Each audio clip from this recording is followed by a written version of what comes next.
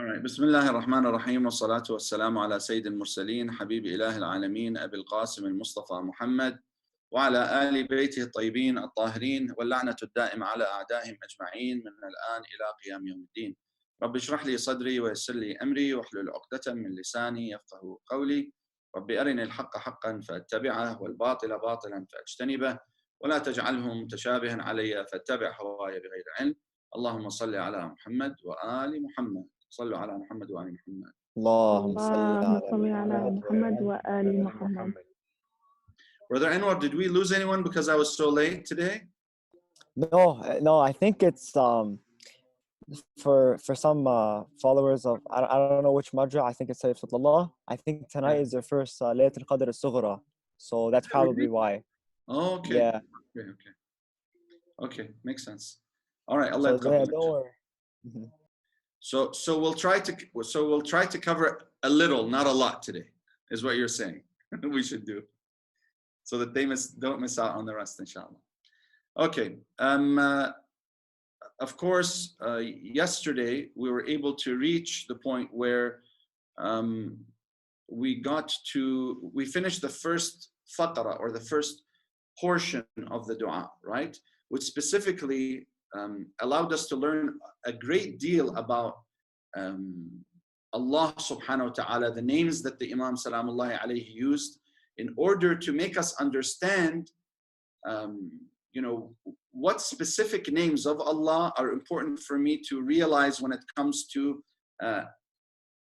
let's say praising Allah subhanahu wa ta'ala before I ask for anything in dua, right? Because we remember, if you remember, we said that in the etiquettes of the dua, what do we need to do first and foremost? Who remembers the structure? Salawat. Yeah, first Bismillah ar-Rahman ar-Rahim, then Asfar. Salawat ala Muhammad, right? Ahsant. And then what do we do? You butter up Allah. We butter up Allah subhanahu wa ta'ala, ahsant, right? How do we? Okay, and then what do we do after that?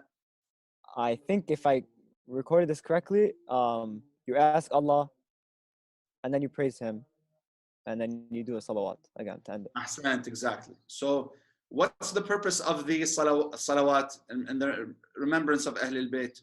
What does it do? You said you gave an example of it's like you're wrapping a gift, and you're putting a meaningful card with it. You put your time into preparing that gift to be sent.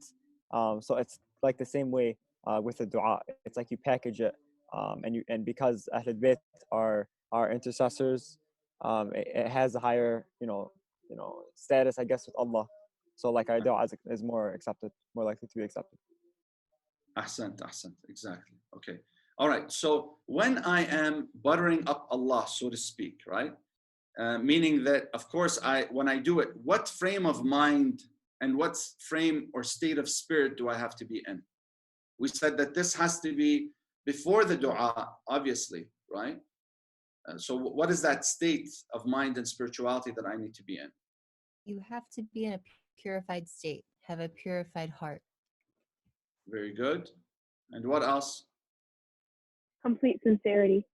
Complete sincerity. Sincerity of intention to whom? Allah subhanahu wa ta'ala. Allah subhanahu wa ta'ala, right? Not like this, like as in number one, which is me. No. Sincerity to Allah subhanahu wa ta'ala, right? Okay.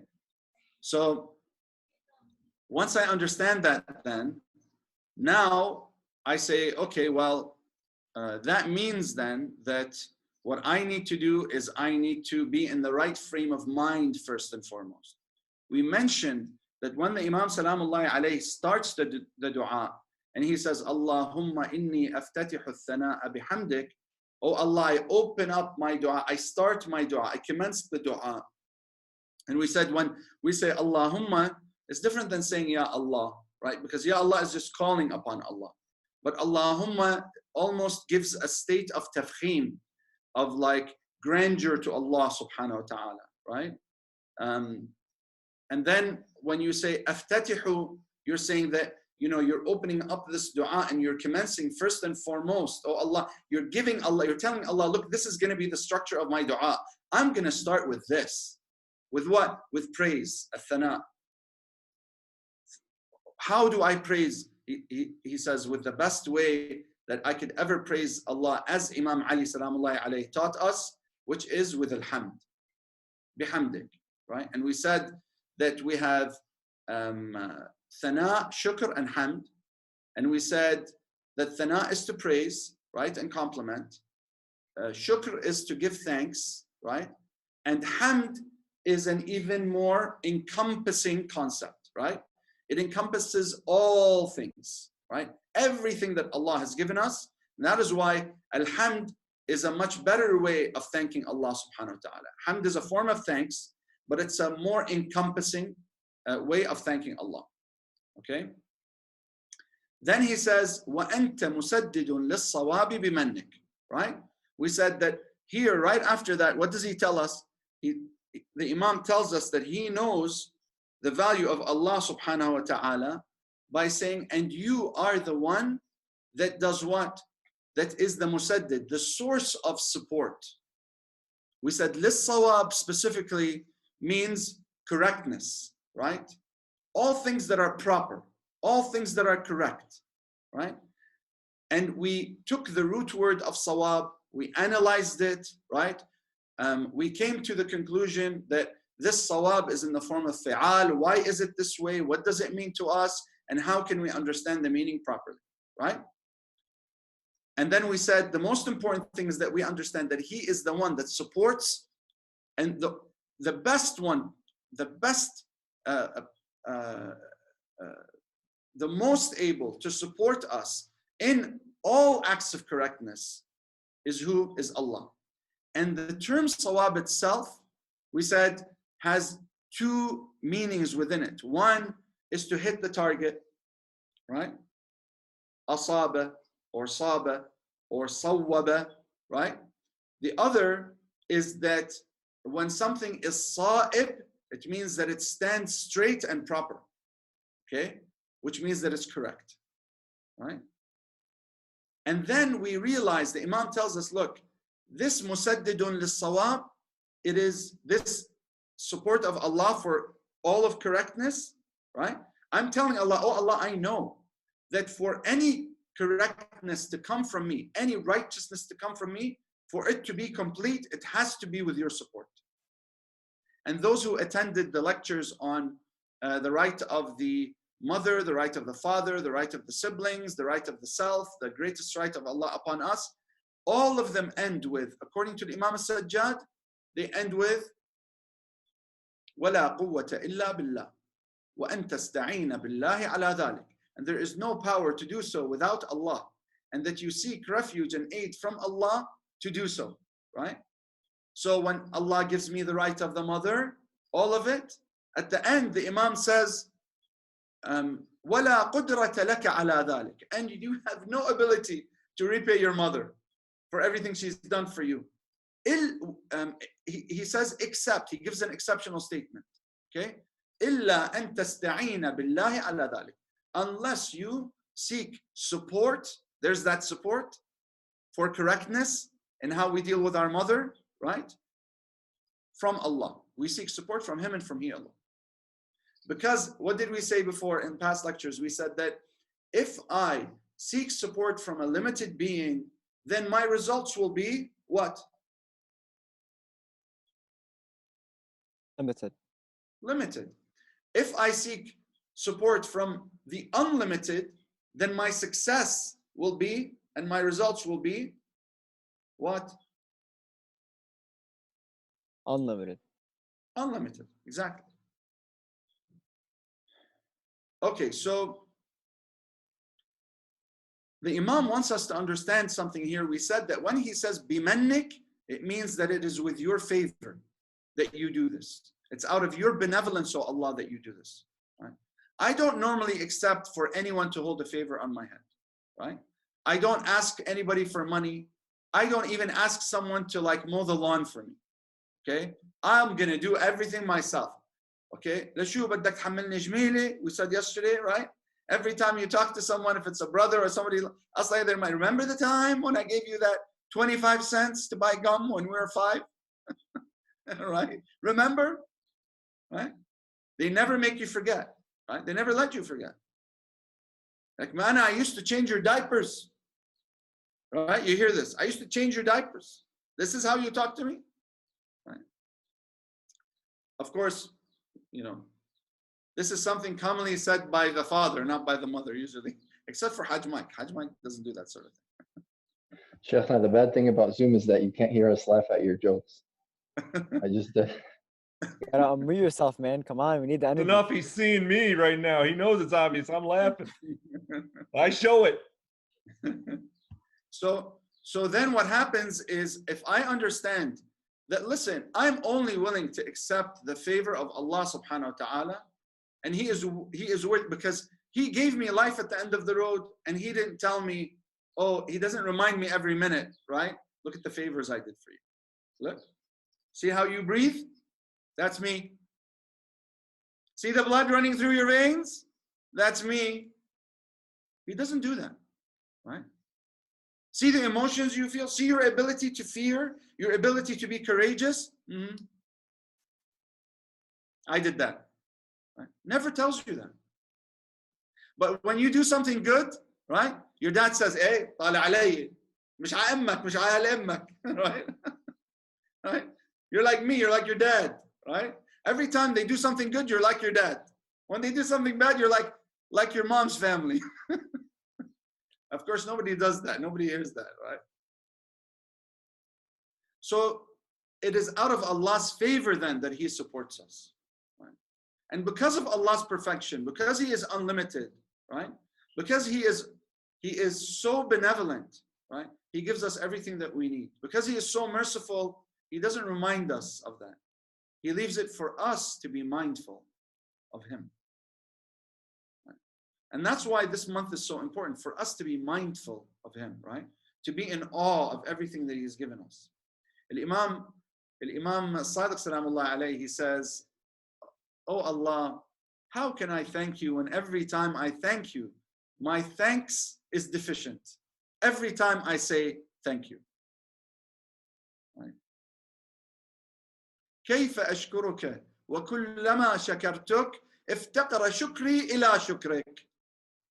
Right? How is it that whenever I thank you, Ya Allah, right, I am unable to truly thank you, because every time I thank you, I realize how deficient I am in thanking. Al-Imam Ali Salamullahi alayhi, he says it beautifully. He says, Alhamdulillah alladhi la tablughu midhatuhu al-qa'ilun wa la yuhsi na'ma'ahu al-'addun wa la yuaddi haqqahu al-mujtahidun alladhi la yudrikuhu bu'du al-himam. In the first sermon that is mentioned in Nahj al-Balagha, if you don't have Nahj al-Balagha, make sure you get your hands on it. Download it on the Google Play Store or on the App Store. It's available. Make sure this is one of the books you have to have in your library, right? Nahj al-Balagha, the path to eloquence. This book, this very first sermon, is profound. The Imam says, all thanks is to Allah. He uses alhamd here again. He starts with alhamd. Alhamdulillah alladhi la yablughu midhatuhu al-qa'ilun. And this connects this sermon with this dua. All thanks is to Allah. All thanks. Alhamd, right? How does he describe Him? He says, alladhi la yablughu midhatuhu al-qa'ilun. That those who, no matter how much they say, if they dedicate their entire life to just praising Allah and complimenting Him, they would never be able to do Him justice and thanks. Why? Because at the end of the road, He's what?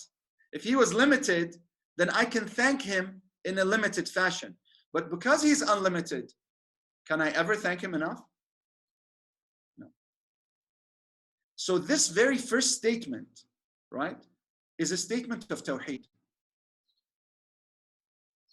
It's a statement that Allah subhanahu wa ta'ala is unlimited. Look at how the Imam so eloquently expresses it. And Al-Imam Zayn al-Abidin salamullahi alayh, when he says, Allahumma inni aftatihu al-thana'a bihamdik, this is a statement of Tawheed. Once you understand the first sermon of Imam Ali, that very first part of it, the first paragraph, Tawheed, nothing else. And in the second paragraph in that sermon, right? He expresses so beautifully what it is to have tawheed. Right? You know, remember when I recited it to you the other day, where he says, أول الدين معرفته, the first of religion is to know him, right? And the best way to know him, وكمال معرفته التصديق به, it is to prove his existence, right? And then what is the best way to prove his existence? وكمال التصديق به توحيده, to do tawheed, right? What is the best way to do tawheed? وكمال التوحيد وكمال توحيده الإخلاص له. The best of tawheed is sincerity to He and to He alone. In the Hawza, we learn, unfortunately, Sheikh Ali isn't with us to confirm this for you.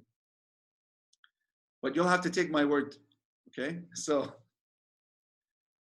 the Imam Salamullahi alayhi, when he says, وَكَمَالُ مَعْرِفَتِهِ وَكَمَالُ تَوْحِيدِهِ الْإِخْلَاصُ لَهُ, that the best form of, and the best way to do tawheed of Allah is to have sincerity towards Him. Sincerity. Notice, what do we have to start the dua with?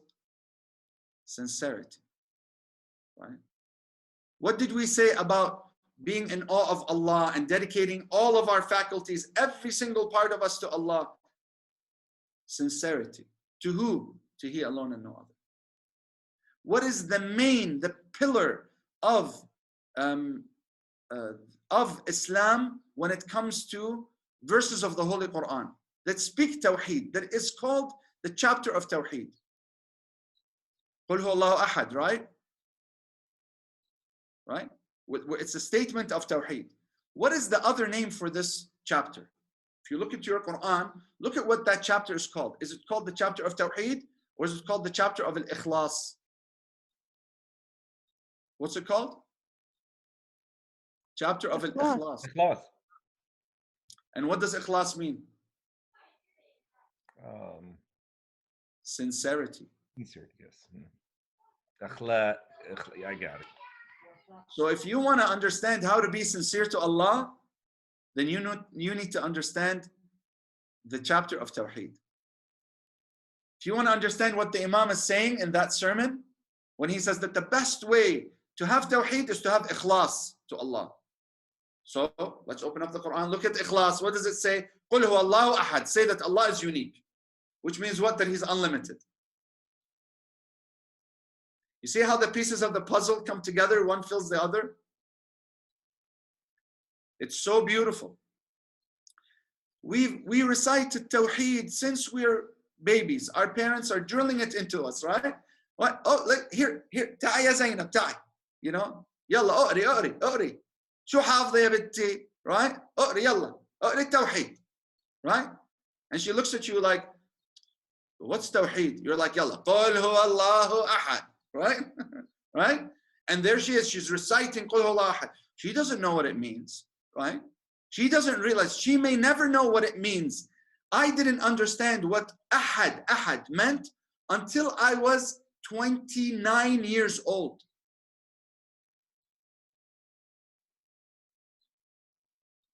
I thought it was just that He's one, like most of us, because that's what they teach us. They say that God is one, right?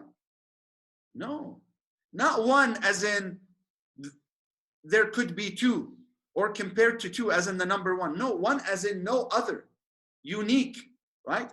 Unlimited. Al-Ahadiyya is different than Al-Wahdaniyya. Ahadiyya means that He's unique and unlimited. Right?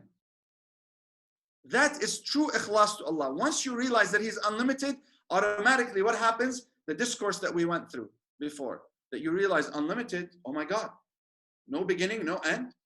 Where is He? He's everywhere. You're telling me He's not that like symbol of the letters. When I stand up to salah and I try to have khushu', my parents tell me, stop fidgeting. Stop fidgeting, ya Aous. Have khushu' in your prayer.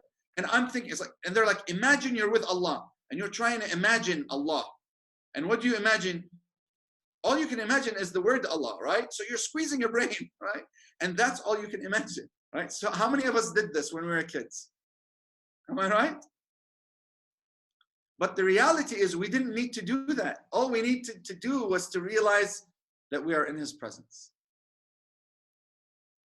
And so many of us, we still go through life, as we mentioned yesterday, the day before, that we're not in awe yet, right? Once we're in awe, then we can say, oh, I'm in the presence of greatness. Don't talk to me. Don't, if you're trying to rile me up, it's not going to happen because I don't want to offend Allah. I don't want to say anything. Listen, أنت على عيني وعراسي, okay? You want to say bad things, يا خي, يعني كان الله بعونك. May Allah help you. You are in the presence of Allah, and these words are coming out of your mouth. Oh, ya Allah. Ya Allah. I'm going to make dua for you. I can only feel sorry for someone like that. And I can only feel pity on myself when I slip. Right? This is all what? This is all, subhanAllah, just from the aslan from the first line. From the first line of the dua. Look at how many meanings we're able to extract. Right? وَأَنْتَ مُسَدِّدٌ لِلصَّوَابِ بِمَنِّكَ. It's your favor. And we said, nobody holds favors on our, everybody can hold a favor on our head, right? Over our head, except for Allah, He doesn't. That's number one. We said number two, that when we hold a favor over someone, Allah subhanahu wa ta'ala says that it literally corrupts and negates the good deed that we did. Okay?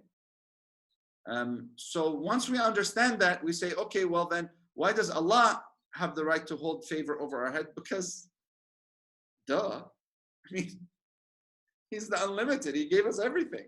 He's the only one that has that right, right? And then we moved on. If you could paste the other ones, the other lines, Habibi. Thank you.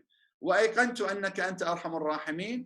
We said that ayqant here is a statement of iman, right? It's a statement of the state of one's heart, right? Because we said faith is built on yaqeen. Yaqeen is certainty in Allah.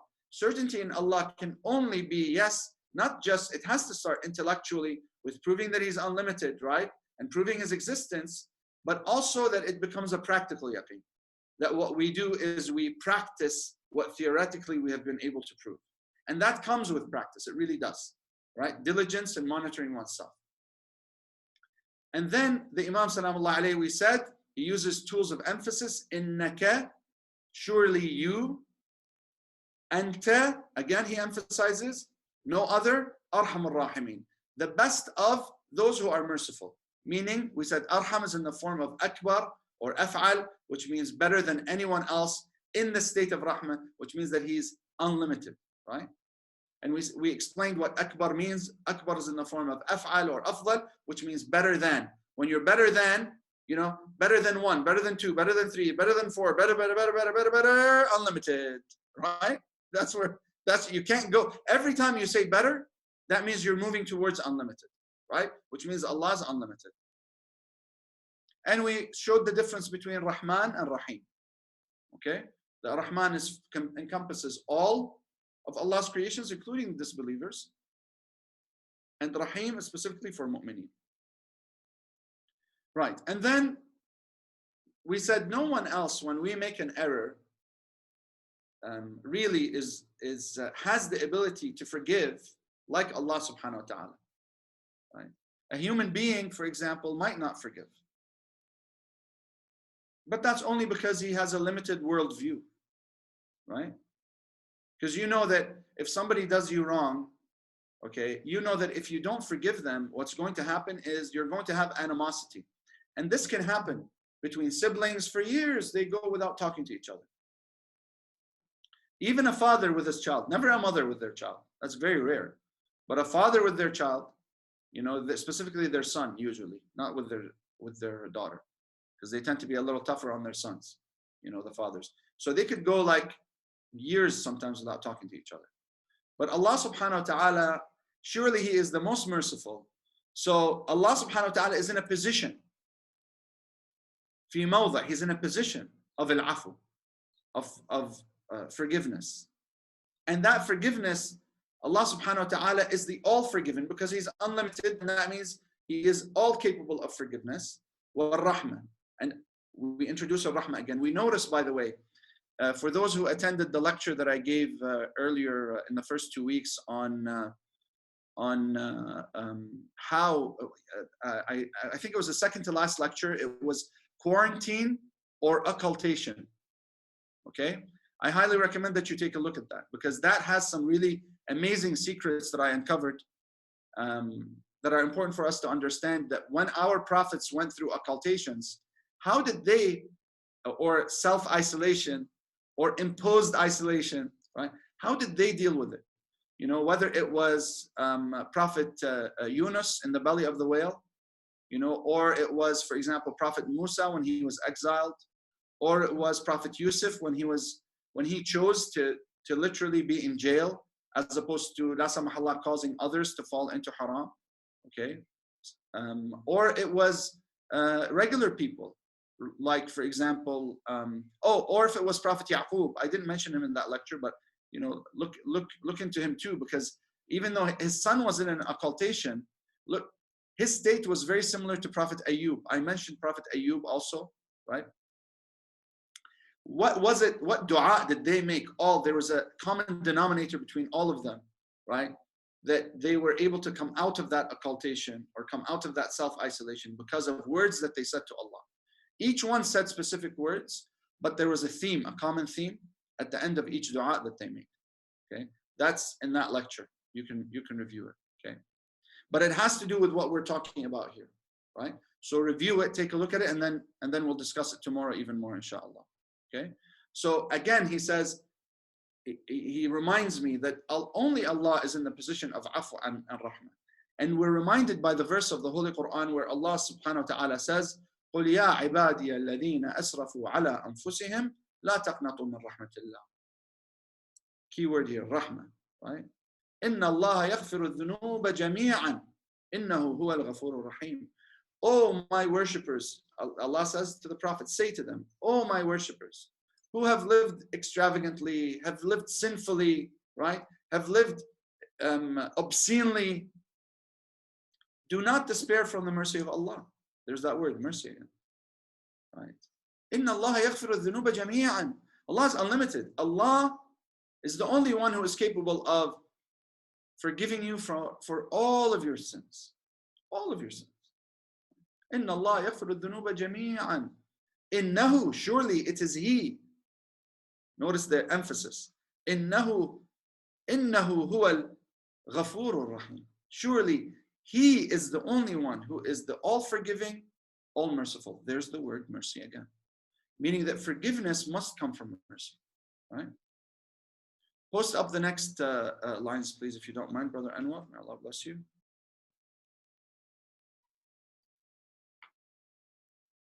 And then we said that after he says that, he said, okay, just so that we understand and we make clear to Allah subhanahu wa ta'ala that yes, we know His rahmah, but we haven't forgotten His wrath, right? We haven't forgotten that Allah is all just at the end of the road. So if I transgress or I do ill deeds, right? The end of the road, Allah subhanahu wa ta'ala is going to punish. And because He's unlimited, His punishment, you know, is going to be very, very strong, right? It's going to be very, very hurtful, right? It's going to be torturous. Now, thankfully, Allah subhanahu wa ta'ala arhamar rahimin, right? He's the most merciful. So that means that even when He punishes, the end of the road, it's not going to be for any other reason than His justice, right? And His wisdom. And even if I mentioned yesterday that Allah subhanahu wa ta'ala only punishes those eternally, okay? The ones who, if brought back to this world, they would still continue, despite Allah subhanahu wa ta'ala, despite what they know, to continue to be disobedient to Allah. Those are the only ones that will be punished eternally. Everybody else, if they need to be punished, if they haven't gotten the intercession to protect them, then they'll be punished for a bit and then they'll be placed in heaven, inshallah. We explained, again, notice the structure. The Imam says, وَأَيْقَنْتُ أَنَّكَ أَنْتَ أَرْحَمُ الرَّاحِمِينَ فِي مَوْضِعِ الْعَفْوِ وَالرَّحْمَةِ.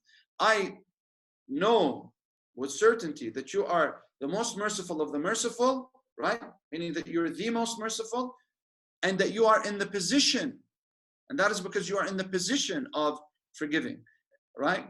And mercy, forgiveness and mercy. You are the one that, and here he does the same thing with وَأَشَدُّ الْمُعَاقِبِينَ, and the most able to punish, because you are in the position في موضع النكال والنقمة, right? you are in the position of rejecting me for the bad things that I did, right? And what? And placing the opposite of ni'mah, which is niqmah. We said yesterday could be condemnation, we could say, or it could be to be damnation, or it could be to be cursed, for example, by Allah. Then we moved on to him saying, وَأَعْظَمِ الْمُتَجَبِّرِينَ. Notice this is very similar to alliteration, okay, or rhyming in the English language, right?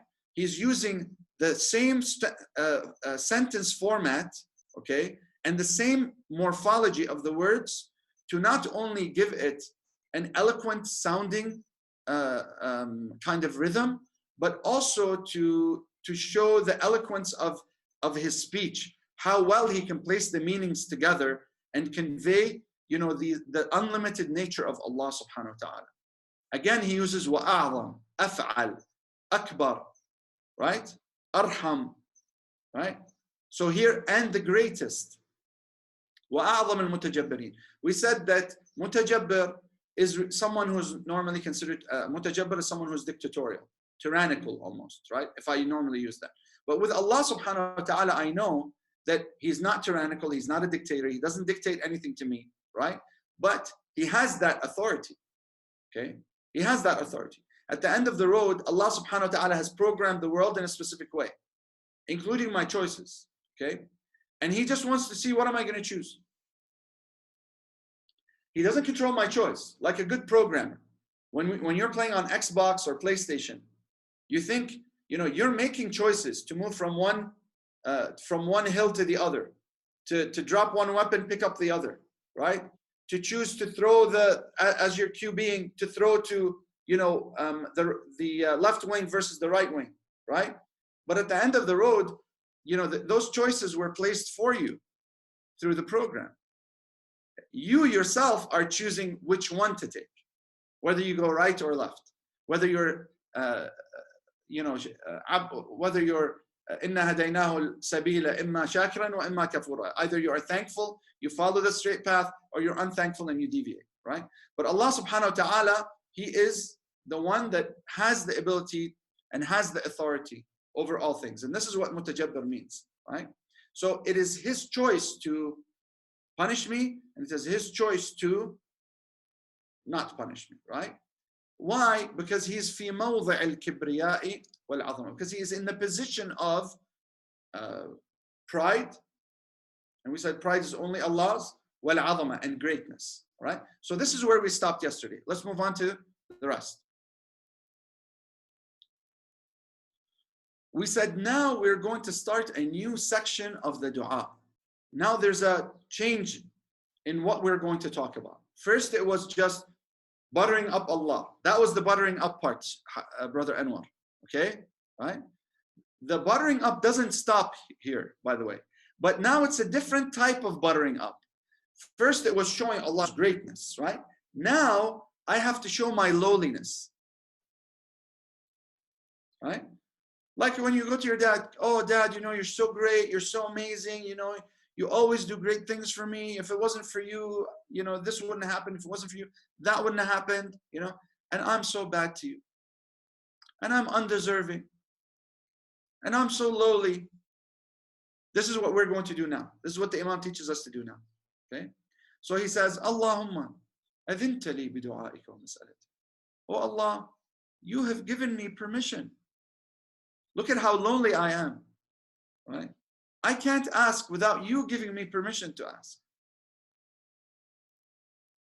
Look at the mindset the Imam puts us in. Okay? Allahumma adhinta li. Oh Allah, you have permitted me. It's exactly like saying, can I have permission to speak? You see this, of course, also in the army. They say, permission to speak, sir. Right? Requesting permission to speak, sir. Why do they do that? They do that out of etiquette, right? To show good manners, to show recognition of authority. Oh, you're the authority. And so permission to speak, sir. That's basically what we're saying to Allah. We're saying, oh Allah, permission to speak. You're the one that gave me permission to speak.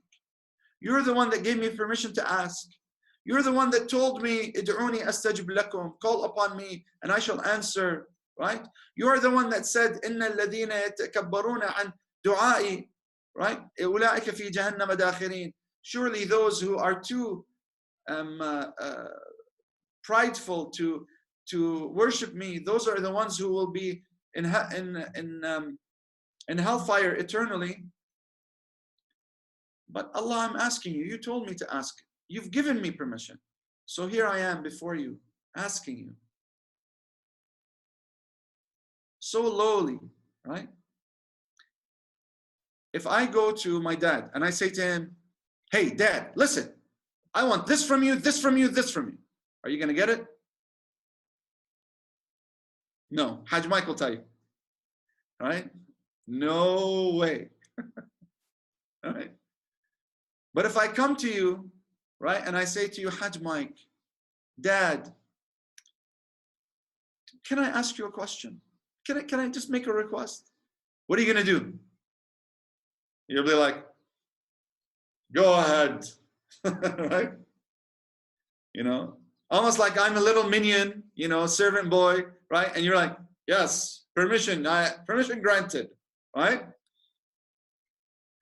What does that do? That gives you a sense of importance, right? When your child does this, if I have one child that comes to me and says to me, for example, hey, Dad, I'm leaving. Hajj Mike, this has never happened to him before. Right? Hey, Dad, I'm leaving. I'll be back in an hour. Versus the other child that comes to you and says to you, you know, I did this chore and I did that chore and I finished my homework and I did so and so. Do you mind if I ask for something? Sure, go ahead, Habibi. Right? Go ahead, Habibti. What do you need? Right? Versus if I say, I'm going out for an hour, I'll be back. Right? I'll be back in time for Iftar. Okay, where are you going? Like, ta'ahun, right? Ta'ahun. Sure, how are you talking to me like this? Like, min inte, right? Like, who are you? How can you speak to me this way? Right? Like, who makes the rules? Like, مش أنا بياك, right? Is that what happens? Right? So what happens here? The Imam is teaching me beautiful etiquettes at the same time.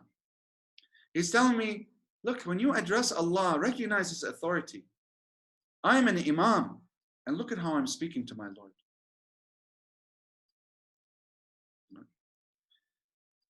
There are people who actually wonder why they don't get what they want. Like, hey, you never let me do what I want, Dad. Right? You never let me do what I want. Well, maybe if you changed yourself a little, right?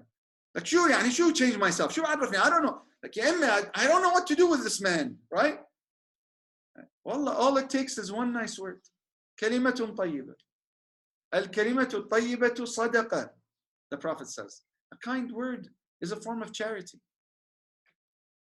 So all I have to say is, I did this, I did that. I recognize who you are. I recognize your greatness. You're so awesome. Right? That'd be great. I'd love for one of my kids to come to me and say to me, Baba, you're awesome. Right? Permission to speak.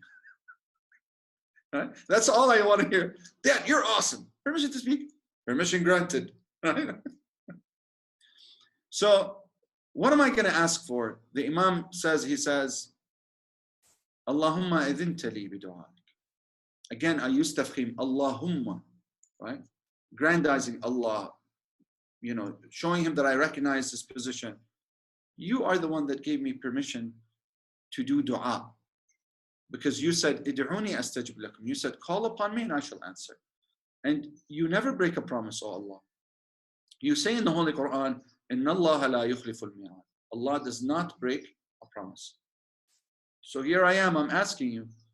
And there's a difference between dua and mas'ala. Dua is a request. Right? But it's from someone who's at a lower level to someone who's at a higher level. That's what's called dua. If we're at the same level, that's not called dua. That's called the raja. Okay? In Arabic, it's called the raja. It basically means to hope that someone will do something for you. That's raja. Okay? As for a command, it's from someone who's above to below. Each one is a request, by the way. Each one is a request. It's called talab. Okay, each one is a request. But when it comes from the high to the low, it's a command. When it comes from someone at the same level, it's a raja, which is a hope, hoping that the other person will do what you're asking them. And then when it's from the low to the high, then it's called dua. But all three are requests, right? They all have even the same form in the sentence. But what's different is who it's being delivered to, who the request is being delivered by and to. Okay. The difference now we understand dua.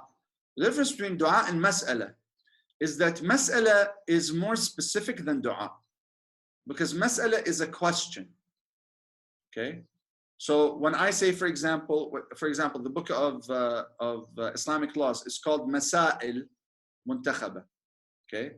Masail means questions. Okay. Questions. Chosen questions. Usually the most commonly asked questions. Masail basically means FAQ, frequently asked questions. Okay.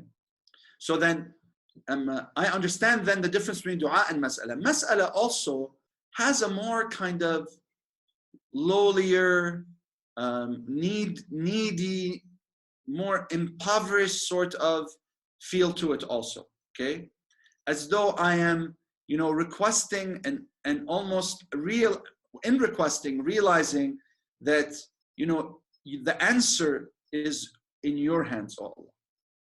You get it? So I might be doing dua for something that I want, but I realize that the reality is that the answer might not come how I expect it, right?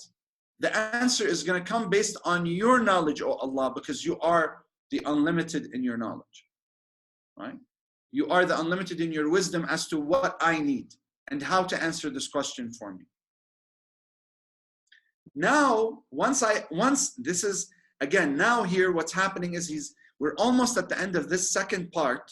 So first part, buttering up Allah by telling him how great he is. Second part, degrading myself before Allah. By the way, Allah hates for us to degrade ourselves or to humiliate ourselves in front of anyone, right? It's hated by Allah, abhorred by Allah for us to do so, except in front of him, except for him. Even in the repetition, you know how, for example, we go up to our parents or our friends and we keep requesting over and over. Remember how I told you to do this? Could you please do this for me? Could you please do that for me? Please. Didn't I ask for it? Okay, I asked you once, twice, 3, 4 times. Could you do it? This is all in the span of a minute. This is what my kids do to me, to make sure that they get what they want. All right? Right? It's they break me down, like they drill me within like a minute to make sure that they get what they want. Allah subhanahu wa ta'ala says, I don't want you to do that with human beings. He says, this tikrar, this repetition of mas'ala, of question, I only want you to do with me.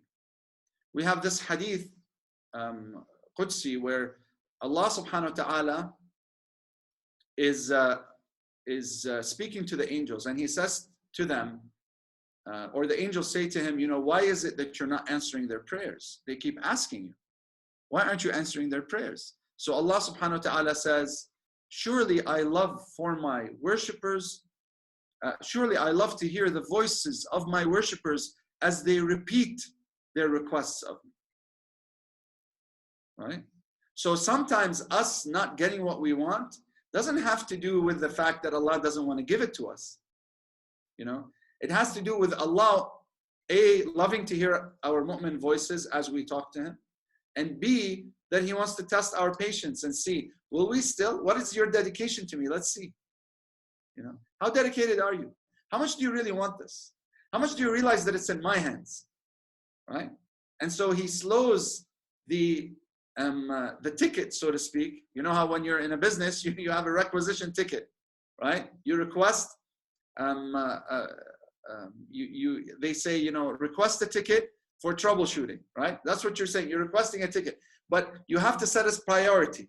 So if you don't follow up once, if you don't follow up twice or 3 times, or if you only follow up, if you don't follow up, then it's very low priority. If you follow up a little, then it's medium priority. But if you keep following up, then it's high priority. We do this when we want to apply for a job, right?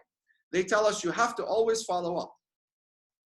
The more you follow up, the more likely you get a job. Actually, recruiters did this research years ago. I remember seeing this when I was looking at, well, how effective is follow-up, when it comes to getting a job.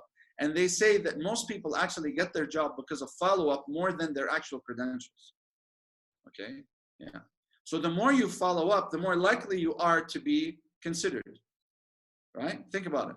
Because remember how we said there's a frequency of 3 in marketing, that when you repeat yourself once, twice, and 3 times, then you've created a neuronal pathway, according to neuroscience. So imagine if you keep repeating over and over and over and over and over. And what's interesting here is that when you do it with Allah, okay, the neuronal pathways that you're placing as you request over and over and over give you time to contemplate over whether you really need this or not, right? Give you time to fix and kind of tweak what you're asking for. Give you time to contemplate over yourself and why it is that Allah subhanahu wa ta'ala has slowed down the ticket. Why isn't he taking it as high priority? Maybe I need to ask more so he realizes how important this is to me, right? And in that process, you're creating neuronal pathways of submission to Allah. Literally setting neuronal pathways of complete submission to Allah. Look at all the benefits that we're getting from repetition of our dua. So why would Allah give us what we want right away? Actually, I'll be worried if Allah gives me what I want right away. I'll actually be worried. Because there's a hadith that says that, again, the malaika speak to Allah subhanahu wa ta'ala and they say to him, why do you give this guy what he wants so quickly? He says, I hate hearing his voice. Just give him what he wants. Right? Right? Now, of course, that doesn't mean that there are exceptions. Okay? So there are exceptions sometimes when Allah subhanahu wa ta'ala values that the decisions that this person is making, he's reached a level where he's reached a situation, where Allah, has to save this person at this point. And usually, by the way, the whole saving portion has to do with things moving in a specific direction over a span of time. Like all of us, we look at Corona and we say, oh my God, it was so sudden, right? Life just stopped as we know it, okay? Or all of a sudden, I remember like when I was in Kuwait, when Saddam came into Kuwait, he took over Kuwait in the Gulf War, and everybody was like, my God, overnight, he took over the country. No, this didn't happen overnight. At the end of the road, Kuwait was siphoning off oil from underground, right? They were going through negotiations for quite some time, okay? They had the military response, both parties, right? One didn't take the other seriously. The other went into the other's land and slowly started to move in. It wasn't sudden at all, right? The leader of the country leaving was sudden. Yeah, leaving his country, okay? But the fact that there was a buildup, just because I didn't see it, doesn't mean there wasn't a buildup. Same thing with Corona. Just because we didn't see Corona until, the news media hit it and everybody now, all of a sudden it's a pandemic, it was building, right? Hajj Anwar, Brother Anwar, it was building, right? Sister Tala, isn't the news uncovering now that there were so many cases before, at least 28,000 cases in January that were undetected? And I guarantee you there were hundreds of thousands before that too that weren't detected, but people didn't know what it was. They thought it was probably just the flu, right? And that's what Dr. Fauci was also saying. So then, and the World Health Organization, right? So the reality then is that I have to understand that sometimes, yes, Allah will respond right away. And sometimes I'm so far gone that Allah doesn't even want to hear my voice. Because a lot of people say, well, why are there so many rich atheists, for example? Okay, people that don't believe in God. Why are they these celebrities? They're all blinked out. And me, the one who spends all my time on the prayer rug, I put the spiritual nook that Sheikh Aous told me about, and I'm still not getting, the money, right? Okay. Well, probably because Allah thinks it's not good for you, right? Or it's not the right time. And that person is so far gone, or they need to become far gone until they realize money isn't where it's at. Look, most people, when they reach a certain peak in their achievements, whether it's athletic like Michael Phelps, or whether it's, like Bill Gates, financially speaking, the end of the road, they're like, well, how much money is enough money, you know? So they give it away in philanthropy, right? Or they nosedive like Michael Phelps and lose all their sponsorships and all that stuff, right? Okay, so then I understand then the difference between dua and mas'ala. Mas'ala is more specific. And then what do I say? I say, oh Allah, based on all of this, فَاسْمَعْ يَا سَمِيعُ مِدْحَتِي. I don't say, oh Allah, listen to what I have to ask you for. No. I ask Allah, the first dua that I make is, oh Allah, please listen to my praise of you. Listen to the compliments that I have given you. Right? And then he says, وَأَجِبْ, based on that, based on the fact that you realize that I know who you are, I recognize your value in my life, I've shown you that I'm committed to you, وَأَجِبْ يَا رَحِيمُ دَعْوَتِي. And then, therefore, answer, oh, most merciful. Notice he uses Rahim, not Rahman. He doesn't say, وَأَجِبْ يَا رَحْمَانُ دَعْوَتِي. He says, وَأَجِبْ يَا Rahim. Because now he's telling me, the Imam is telling me, Allah, I want him to recognize that I am of that specific group of mu'mineen that know who he is, that recognize his value in their life. So I'm going to ask by another name, not by Ar-Rahman, no, specifically by Ar-Rahim. Because I require the attention, the key, the wasta, right? I require the intercession of Ahlul Bayt who taught me all of this. I am of that select group, right? The ones that have chosen him and therefore chosen to know him, and therefore he chooses to take care of us, right? I'm the guy that skips the line. I'm at the top of the list, right? Why? Because I paid attention to you, O Allah. I spent the time knowing you, O Allah. I spent the time getting to know you, O Allah, right? And I've told you what I know. And I've told you the level of my yaqeen, and you've seen it in my practice. And therefore, you say that you will answer my prayers, and I know you will because you don't break a promise, right? You're the only one that can guarantee. And therefore, I say, oh Allah, وَأَجِبْ, notice, is the verbal commanding noun, a verb. However, when it comes from the lowly to the lofty, it becomes what?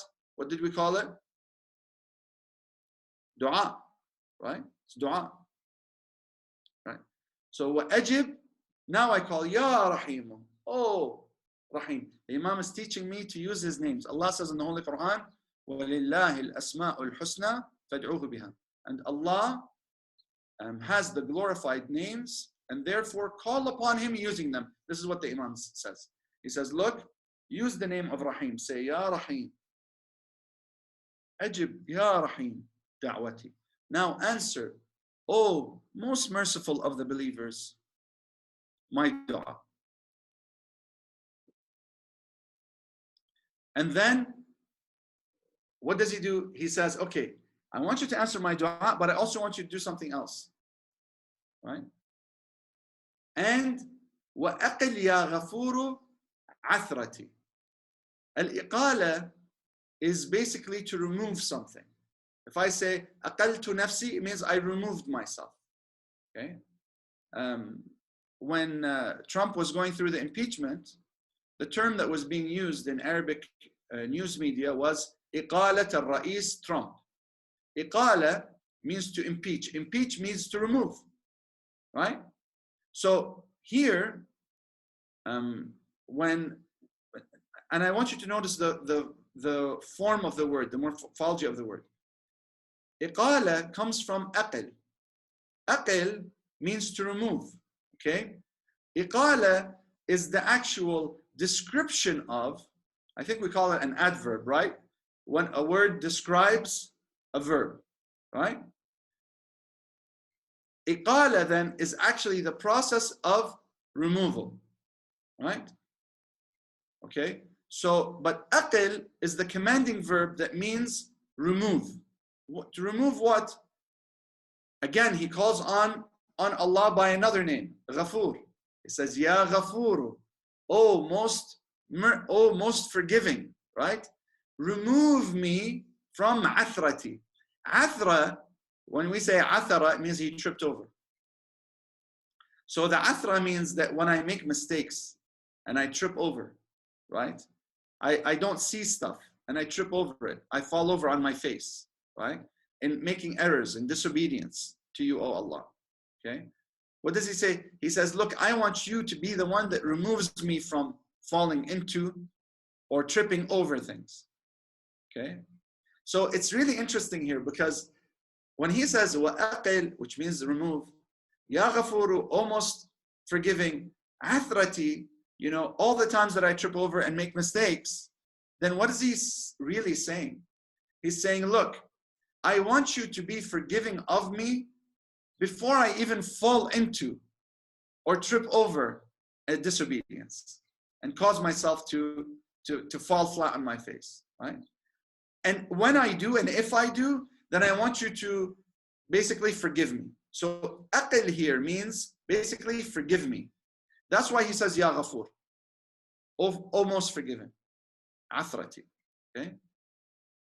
So the first things he asks for is he asks for Allah to answer his prayer, right? His dua, by his rahmah, to specifically the mu'mineen. And number two, that he, by his maghfirah, by his forgiveness, because he is the all-forgiving, that he removes me from the state of falling into or tripping over in states of disobedience, right? And errors towards him, okay?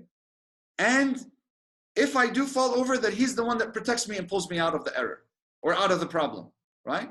Exactly like, for example, let's say, for example, I make a mistake, okay? Let's say, la samhallah, I get into an argument with someone and I'm on the wrong end of the argument, okay? I've made an error. It's an act of disobedience to Allah when I'm doing this. What I'm asking for Allah to do here is to make me realize the error of my ways and to help me by forgiving me for doing that and to pull me out of that state of mind, right? Where I feel that, you know, I'm too proud to be wrong. See how specific the words of the Imam are?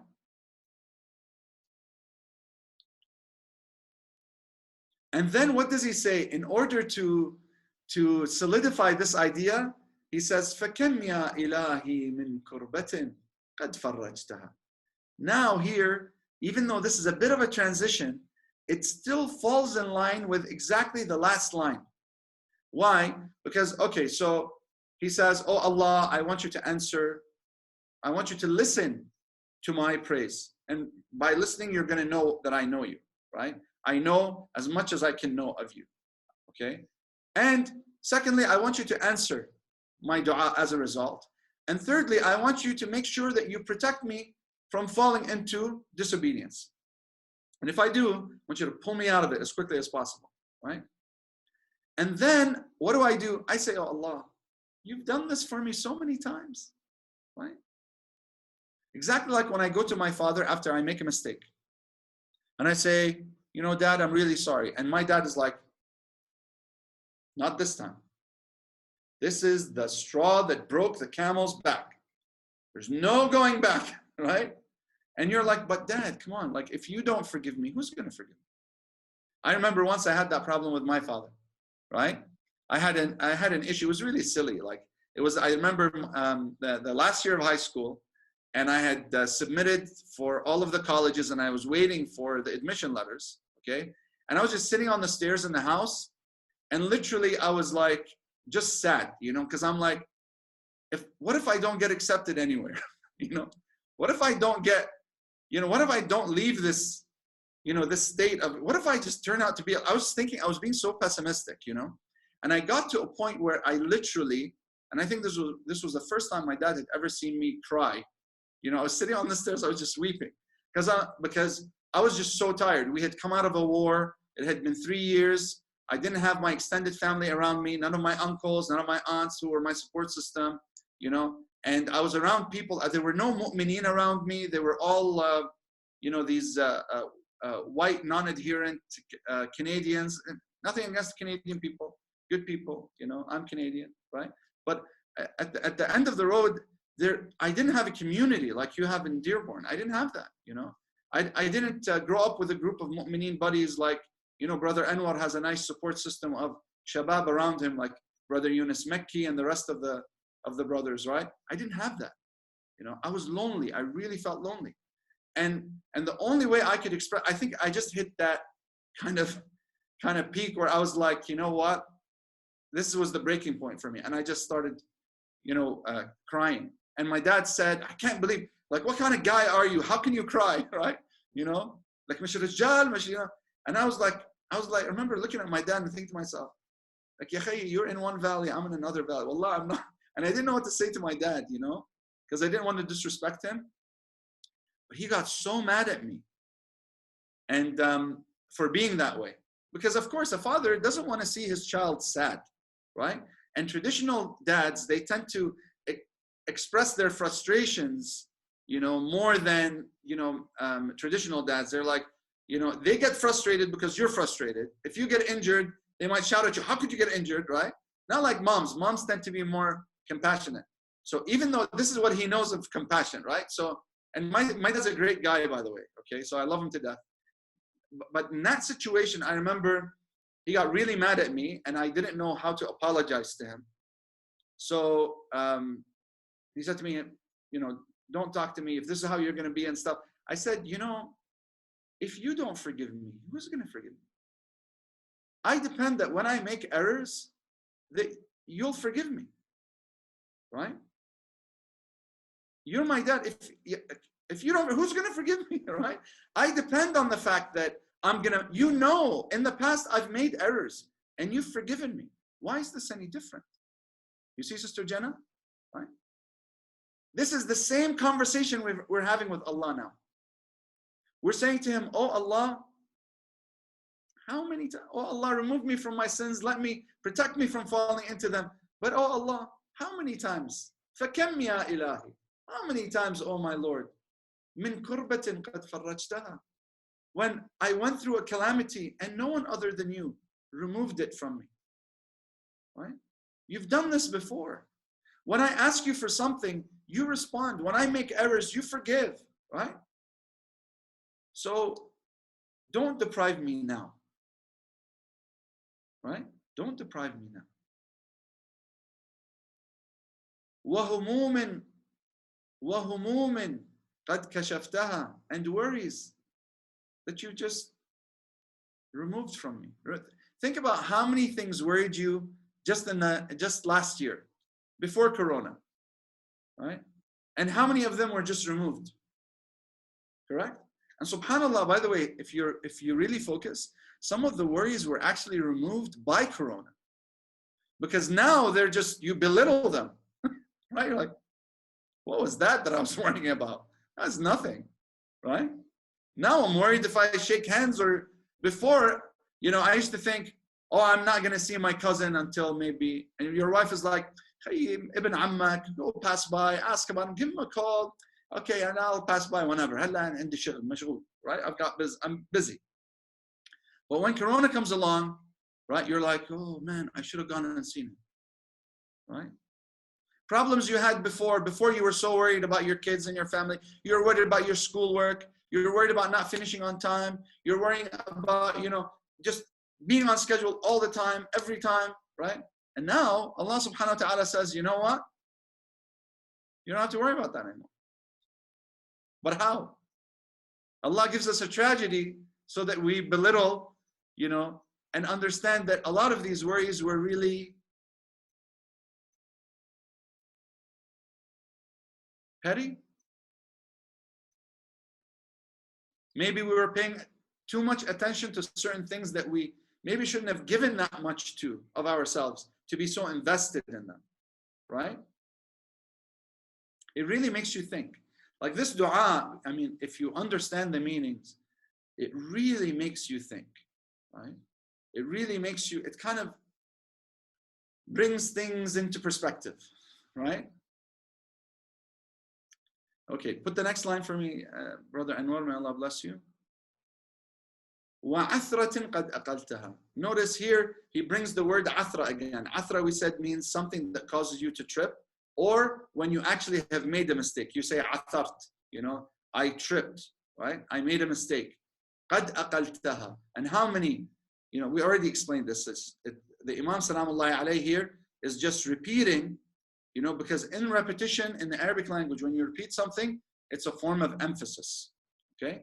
So the Imam here is emphasizing that I should repeat to Allah so that He knows. Exactly like when I'm talking to my dad or my mom, and I repeat to them, look, I know I did this wrong. Look, I know, I'm so sorry, right? I'm so sorry. I know you always forgive me. I know you're always kind to me, you know, or you're asking for money. You're like, you know, I need to buy this from Amazon, you know, you always give me money. Come on, mom, come on, please, come on. This time you always give me money. What's the big deal now, right? It's the same thing that we're doing here with Allah subhanahu wa ta'ala. So he says, how many worries, how many calamities have you removed? How many worries have you removed? How many errors have I made that you've removed me from and forgiven me for? And now he brings rahmah again. وَرَحْمَةٍ قَدْ نَشَرْتَ. And mercy that you have spread. Does everybody like Nutella here, by the way? Or Nutella, however you, yeah? You like spreading the Nutella? Imagine that is the rahmah of Allah. You know how generous you are with the Nutella? You never put a little, right? Even if you try to put a little, you can't. You say, no, this time I'm only going to get a little. And then what happens when no one's looking? You slap it on, light, or you slather, right? You want Allah subhanahu wa ta'ala to be more generous with you than you are with the Nutella. For yourself, of course, not for others. Right? وَرَحْمَةٍ قَدْ نَشَرْتَهَا. You know what's interesting is that the Imam Salamullahi alayhi, when he uses the word رَحْمَةٍ قَدْ نَشَرْتَهَا, I'm reminded by the first sermon again of Amir al-Mu'mineen Salamullahi alayhi, where he says, in the very first sermon, the very first paragraph, after he says, Alhamdulillah, الذي لا يبلغ مدحته القائلون ولا يحسن عماه العادون ولا يؤدي حقه المجتهدون الذي لا يدركه بعد الهمم ولا يناله غوص الفطن الذي ليس لصفته حد محدود ولا نعت موجود ولا أمد ممدود ولا أجل ممدود. He says, فطر الخلائق بقدرته ونشر الرياح برحمته. He says that he فطر, he says specifically, every human being he brings into this world with an innate affinity towards him, okay, with his ability. And then he says, وَنَشَرَ الرِّيَاحَ بِرَحْمَتِهِ. And he basically he created the wind and he spread it all over the earth with his rahmah. And imagine how much rahmah we get from the wind, spreading the pollen in the air, creating the fruits that we eat, right? And the harvest that is harvested on the land, right? This is all from the mercy of Allah subhanahu wa ta'ala. So it's almost like the Imam Salamullahi alayhi is giving us again this beautiful, he says, look, your rahmah has encompassed all things. It's turned things that are, that would otherwise be sterile into productive, fruitful things, all by your wind. So with your rahmah, I want you to spread your rahmah over me like you spread the wind on the earth. It's such a beautiful metaphor. And then he says, وَحَلَقَةِ بَلَاءٍ قَدْ فَكَكْتَهَا. We'll talk about that inshallah tomorrow. بِعَوْنِهِ تَعَالَى. We ask that Allah subhanahu wa ta'ala accepts what little we offered today, and getting to know our Imam through his words, and getting to know our other Imams through the explanations that we gave in the Holy Quran in the process. We ask that Allah subhanahu wa ta'ala allows Imam Salamullahi alayhi to be happy with what we're doing and seeking closeness to him and to Allah subhanahu wa ta'ala with these words. We ask that Allah subhanahu wa ta'ala bestows the mercy and the reward of what we're doing here, inshaAllah, to Imam al-Hujjah and to our dearly departed, and to all those who wanted to be with us today and weren't able to be with us today. Inshallah, tomorrow they'll be with us. We did cover quite a bit, more than I had anticipated, but that's okay. Inshallah, we'll review. You might wonder why I review so much. Reviewing at least 3 times, ahsanti, as Sister Tala said, allows it to set in. You set the neuronal pathways, okay? And this is what we do in the Hawza. So I'm just giving you a bit of a flavor, Hawza flavor, or the taste of the Hawza, okay? I taste it. So I asked. I taste it. I ask that Allah subhanahu wa ta'ala accepts, removes the oppression from all those who are oppressed, repays the debts of all those who are in debt, gives health to all those who are sick, protects us from the errors of our ways, and He bestows His rahmah upon us and all of humanity. And that Allah subhanahu wa ta'ala allows us to realize what He wants for us, not what we want for ourselves, unless it is what He wants for us. وآخر دعوانا أن الحمد لله رب العالمين وصلي يا ربي على سيدنا محمد وآل بيته الطيبين الطاهرين والفاتحة على أرواح المرحومين مسبوقة بالصلاة على محمد وآل محمد.